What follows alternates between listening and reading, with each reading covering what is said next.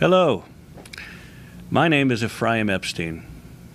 I'm here to be able to discuss with you a critical topic on the Jewish family scene, and we'll call it Making Your Marriage Grow. Marriage in the secular world is an endangered species. This has had and will continue to have a devastating effect on the Jewish world as well. And then there's the trickle effect. Poor marriages, by definition, mean weak parenting and less functional families, which leads to less functional communities and societies at large. Solid marriages, on the other hand, are the foundation of stable and productive societies. Regarding Jews and divorce, Rabbi Beryl Weinschlita states that Jews have always had divorce. It's a tractate in the Talmud. But until this past century, we haven't had a divorce rate. But besides divorce and besides crises, I firmly believe that the stam, the average Jewish religious couple, also has a lot to learn about marriage. The problem is that people treat their marriages like their roof. Unless there's a problem, they don't pay attention to it. That's not the way it should be. People need to learn to celebrate their marriage. If you ask a Jew, how do you keep Shabbat? They'll answer, I learned in Mishnah Berurah and the Shulchan Aruch. If you ask a Jew, how do you know how to keep kosher? He'll say, well, it's in the Shulchan Aruch. I learned it in class. I learned it in the Torah. You ask someone, how do you know how to be married? And they answer, I learned from television. I learned from society. The Torah has so much to say about how to be married in every sphere of marriage. Things that you don't necessarily learn in chassan and kala classes. So as a marriage counselor and educator, I am often approached by couples with questions, concerns, and dilemmas, and I've chosen to share a few of them with you today. We can explore them together. And there are 4 topics. Topics number 1 is called marital amnesia. Topic number 2 is called agreeing how to disagree. Topic number 3 is called critique attack. And topic number 4 is called widfamil, which I'll explain in a few moments. Let's go through each of these 4 topics. The first, I mentioned, marital amnesia.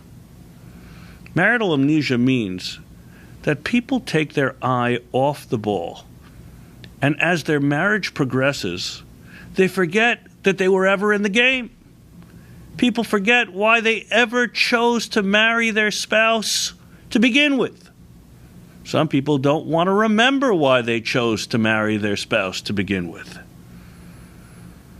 They forgot their original goals and have not reassessed them from time to time.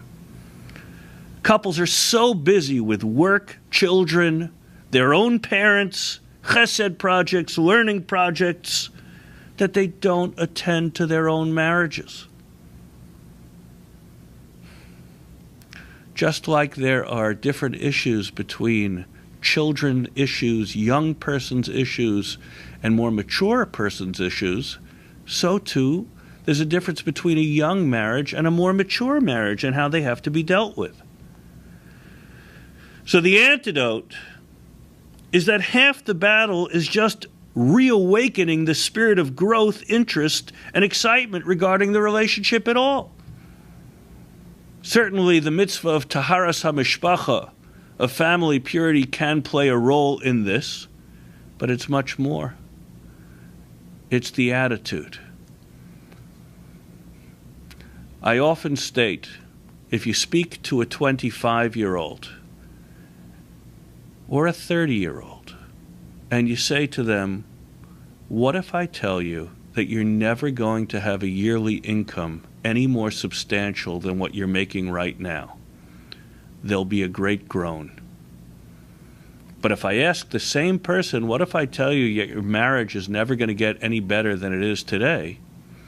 People will say, no, as long as it's not broken. There needs to be fostered an attitude of the necessity to steig in one's marriage, to grow in marriage, to grow together. Why should it be that we want to get better in every other sphere of life? But about my marriage? No. That attitude can and needs to be reframed. As I stated earlier, couples need to learn to celebrate their marriages and remember regularly why they chose to marry one another. Be thrilled with the predicament that Hashem has put them in today, and to reassess from time to time maturely what our goals are at this stage of our lives. The next topic is called agreeing how to disagree, which is a fancy set of terms for conflict management. Said plainly, fighting. Couples often do not know how to fight. They don't fight fair. And what ends up happening is that often one partner is more powerful than the other and bullies their way towards their particular desire. When this happens often enough, it often develops into avoidance. So I just will avoid any type of conflict at all. It's easier than having conflict. If you avoid long enough, so that falls into coexistence. And coexistence can, God forbid, cascade into, quote, parallel lives, and who knows what could be down the corner.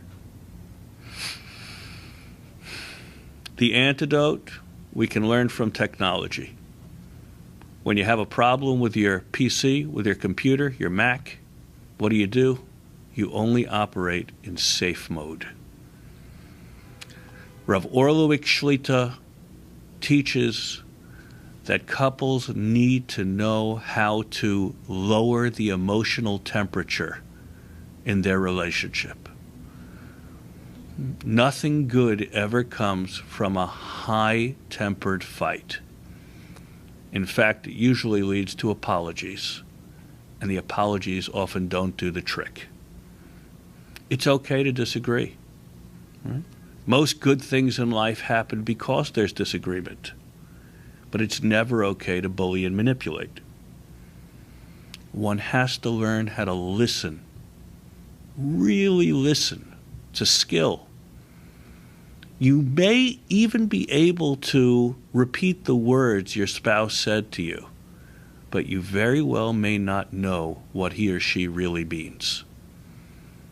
Listening skills are paramount to a good relationship. One has to be willing to listen and understand it from the other's point of view. Because I want to understand where you're coming from, and I don't want to have my way. I want to have the best way for us. One of the great themes of a good marriage is the transition of being an individual to a couple, or going from me to we. I don't want what's best for me. I don't want what's best for you. I want what's best for us. It's a new way of thinking, and it changes everything. And if after I hear your side out, and you hear my side out, and we understand each other, and we still can't come to a conclusion, well, then we ask an eitzah. Should it be any different than if we had a medical problem we didn't know what to do with? We'd call the professional. If we had a legal problem, a business problem, a real estate problem. So what about a relational problem? Everybody has to have a go-to person. It can be a counselor, it could be a rabbi, it could be any wise person that's able to lend influence and insight into your relationship. Because there has to be a way to come to an agreeable solution. Not by bullying and not by avoidance. It's critical that we learn how to agree to disagree. Moving on to our third topic. The third topic is called critique/attack. Why is it critique/attack? Because very often one spouse thinks they're just lending some criticism to their other spouse. Simply trying to share with them, aren't we all about improvement? Wouldn't you want me to tell you when you didn't look so good? Wouldn't you want me to tell you when you sounded silly when you were speaking amidst the group at that function? Answer very often, no.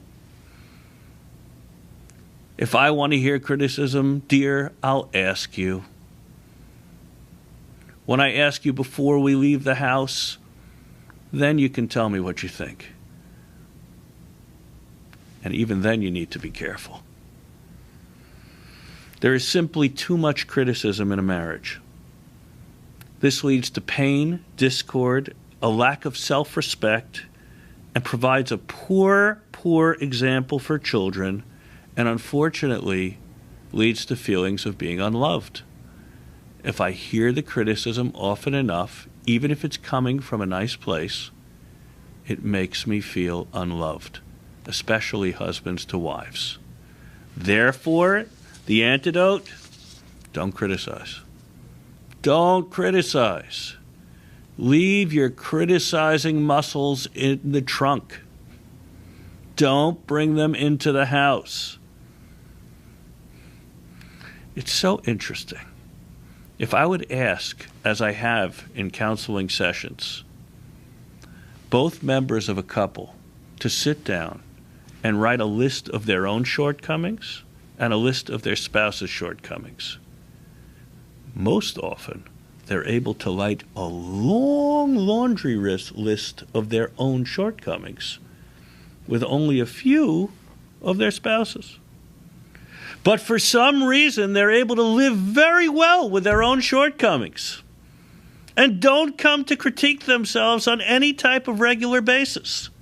Somehow it works out. Why should it be any different? Don't criticize. Criticizing is a debilitating activity in a marriage. It teaches us to turn each other off. If you criticize me often enough, I'm just going to turn off the volume like a bad commercial. Don't criticize.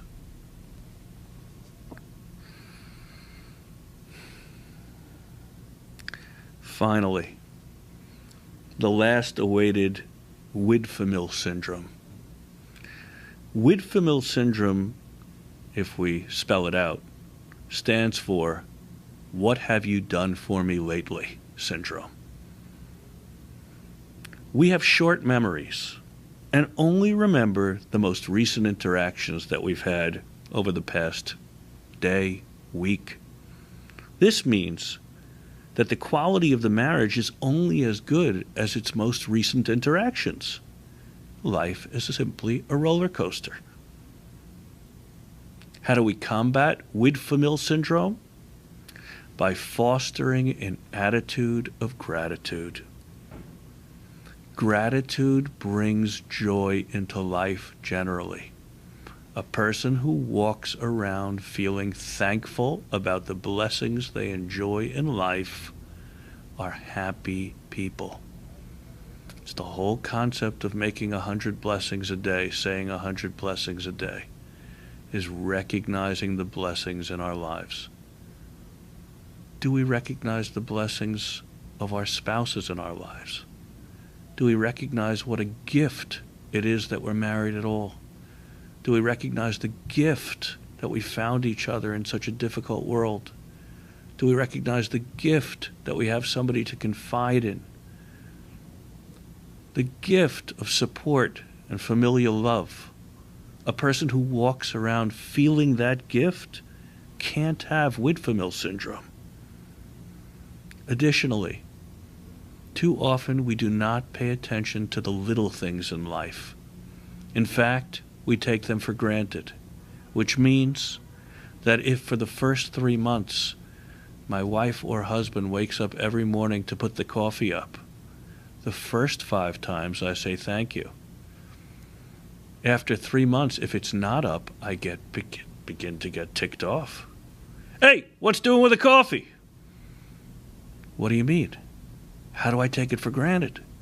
Why don't I appreciate it? And it's the little things. I once read a beautiful idea that sometimes we come home from work and we storm into the house and we stand up and we say, you know, I need to relax. Nobody talk to me for a few minutes. After I sit down, cool off, make a l'chaim, whatever it is. It's not the way to do it. The way to do it is to park half a block away from your home. Have your thermos of coffee at that time. And by the time you come into the home, you're filled with joy. The late, great Rav Chatzkel Abramsky in Bayit Vegan used to pause every time he came home to his house before he entered, and he thought for 30 seconds, what did my wife do for me today to make my life more enjoyable? What errands was she able to run? I can only imagine what she did for our children. If a person considers all the good that is done for them by both their spouse and by Hashem, it is impossible to have Widfamil syndrome. Those are the 4 pressing issues, critical themes, that I find to be prevalent in my involvement with couples. There is a number 5, and I will mention it briefly, and that is categorized as, quote, intimacy matters. These matters are sensitive and unique and require discussion on an individual couple's basis. But I can safely say that the intimacy between the couple is of paramount importance and has an impact on the rest of the relationship as well.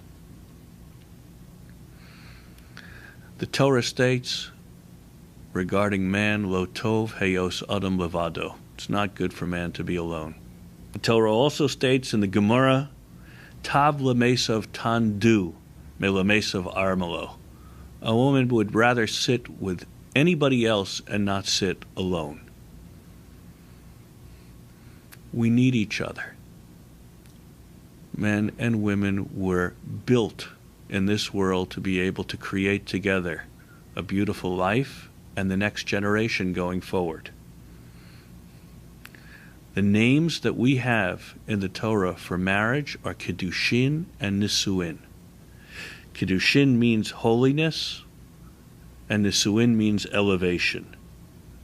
A good marriage brings sanctity and growth to husbands and wives and to their entire family.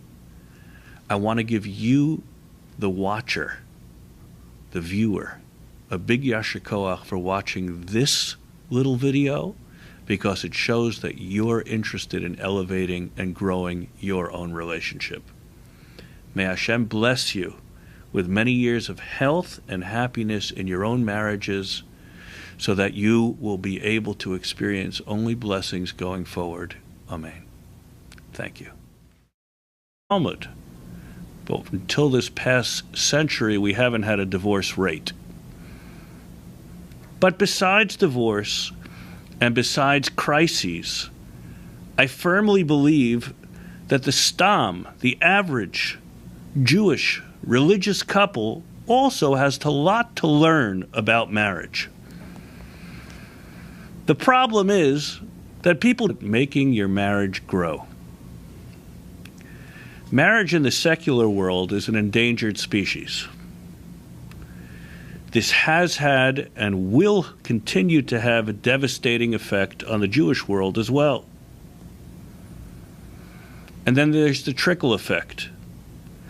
Poor marriages, by definition, mean weak parenting and less functional families, which leads to less functional communities and societies at large.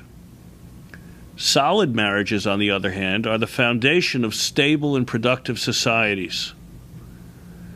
Regarding Jews and divorce, Rabbi Beryl Weinschlita states that Jews have always had divorce. It's a tractate in the Talmud. Treat their marriages like their roof. Unless there's a problem, they don't pay attention to it. That's not the way it should be. People need to learn to celebrate their marriage. If you ask a Jew, how do you keep Shabbat? They'll answer, I learned in Mishnah Berurah and the Shulchan Aruch. If you ask a Jew, how do you know how to keep kosher? He'll say, well, it's in the Shulchan Aruch.